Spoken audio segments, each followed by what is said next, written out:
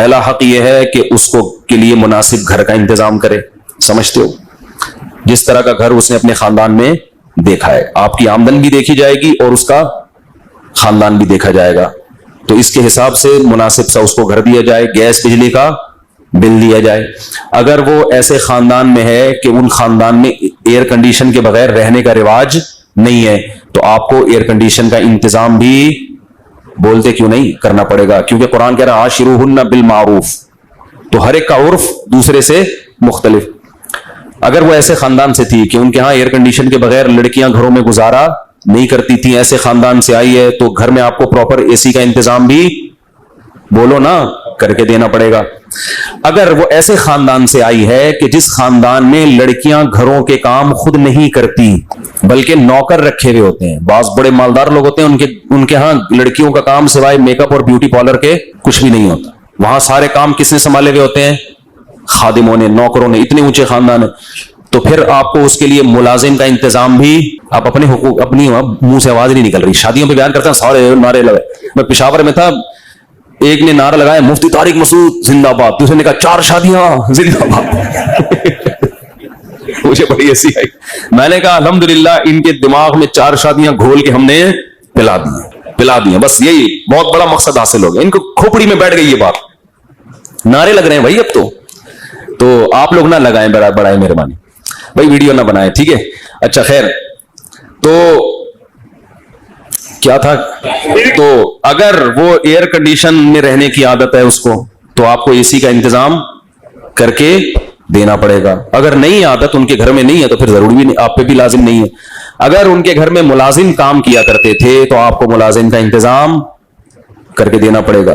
اگر ان کے گھر میں رواج یہ تھا, اتنی اونچی فیملی ہے کہ بیویاں شوہروں کے لیے کھانا بولو نہیں پکاتی, بلکہ شوہر کے لیے بھی ملازم اور بیگم کے لیے بھی باہر سے یہ سسٹم تھا, تو پھر آپ بھی اس سے کھانا بولتے کیوں نہیں پکوا. لیکن نارملی ایسا ہوتا نہیں ہے.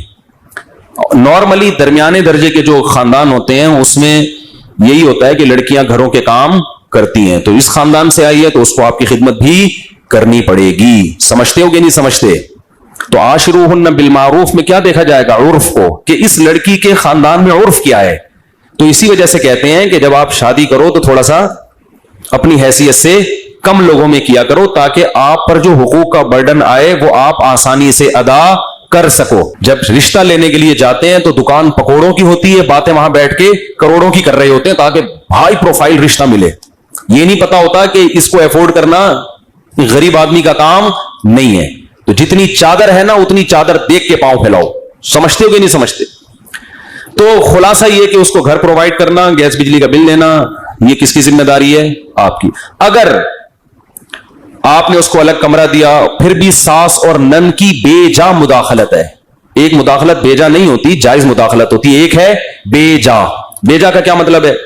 جب چاہے دیور صاحب آ کے کمرہ کھول کے اندر جھانک لیتے ہیں, بیگم بھابھی کیا کر رہی ہے. اس کا اپنا کوئی سیپریٹ کوئی لاکر ہی نہیں ہے, اس کا کوئی اپنی چیزیں رکھنے کا انتظام ہی نہیں ہے. جب چاہے ساس خام میں, کبھی کبھار تو ہوتا ہے لیکن ہر وقت ہی اس کو کوئی اپنی پرائیویسی نہیں ہے, تو پھر مرد پر لازم ہے کہ اس کو اپنے والدین سے الگ گھر لے کر دے. سمجھتے ہو؟ بعض خاندانوں میں ایسا رواج ہے کہ دیور صاحب جب چاہے منہ اٹھا کے آ جاتے ہیں, وہ جس حالت میں بیٹھی بھی ہے اس کو شرم آتی ہے, سسر صاحب گھس آتے ہیں. بھائی بیٹی بھی جب جوان ہو جائے تو باپ ایسے داخل نہیں ہوتا بیٹی کے کمرے میں, تھوڑا سا نوک کرتا ہے, اس کو سمٹنے کا موقع دیتا ہے. گھسے چلے آ رہے ہیں, وہ کس حال میں بیٹھی ہوئی ہے, نہیں جی ہمارا گھر ہے. اس قسم کی انٹرفیئرنس اگر ہو رہی ہو تو یہ عورت پہ ظلم ہے. سمجھتے ہو؟ تو ایسی صورت میں اس لڑکی کے لیے آپ کو اپنے والدین اور رشتہ داروں سے الگ گھر لے کر دینا, بول لو نا, واجب ہے, کیونکہ اس پہ ظلم ہو رہا ہے ایک نوعیت. اور اگر اس طرح کا نہیں ہے حساب کتاب, نارمل جیسے سب گھر رہتے ہیں, تو پھر الگ کمرہ اور سیپریٹ اس کو جو اٹیچ باتھ روم جو ہمارے یہاں ہوتا ہے اتنا پھر کافی ہے. لیکن اگر ظلم ہو رہا ہے اس کے اوپر دیوروں کی طرف سے, اس سے کام اتنا نہ لیا جائے جو اس کی حیثیت سے زیادہ ہو. بعض خاندانوں میں دیکھا ہے کہ 5 دیور ہیں, سب کے کپڑے دھونا ایک اکلوتی بھابھی کے ذمے, سب کا کھانا پکانا اس اکلوتی. دیہاتوں میں, گاؤں دیہاتوں میں بہت ہوتا ہے یہ, تو یہ بھی ظلم ہے. سمجھتے ہو کہ نہیں سمجھتے ہو؟ ایک عورت پہ ایک آدمی نے کہا میری بیوی 18 روٹیاں پکاتی ہے، ابا کے لیے، اماں کے لیے، بھائیوں کے لیے، بہنوں کے لیے، پھر اس کے بعد پھر دکان کے ملازمین کے لیے بھی. یار یہ تو ظلم ہے نا یار، اس ملازمین کے کام اس بیچاری سے کیوں لے رہے ہو آپ؟ تو یہ ہے نان نفقہ. دوسری بات یہ کہ اس کو ٹارچر نہ کرے ذہنی ٹارچر کا مطلب یہ ہوتا ہے بات تمیز سے کرے. گھر میں جب داخل ہو تو حضرت عائشہ فرماتی ہیں ہمارے نبی مسکراتے چہرے کے ساتھ داخل ہوتے تھے. آج بہت سے میاں جب گھر میں داخل ہوتے ہیں تو ایسا لگتا ہے چنگیز خان نے بغداد پہ حملہ کر دیا ہے. چنگیز خان نے کیا کر دیا ہے؟ بغداد پہ حملہ کر دیا اور بغداد کی اینٹ سے اینٹ بجا دی، خلافت کا خاتمہ کر دیا اس نے. تو جب آپ گھر میں آئیں تو کیسے؟ اور عورت کی بھی ذمہ داری ہے، جب یہ میاں آ کے مسکراہٹ دیے تو آپ نے بھی آگے سے مسکراہٹ کا جواب مسکراہٹ سے دینا ہے. وہ بھی جلی اور ٹھنی بیٹھی بھی ہوتی ہے، یہ کوئی ٹائم ہے آنے کا؟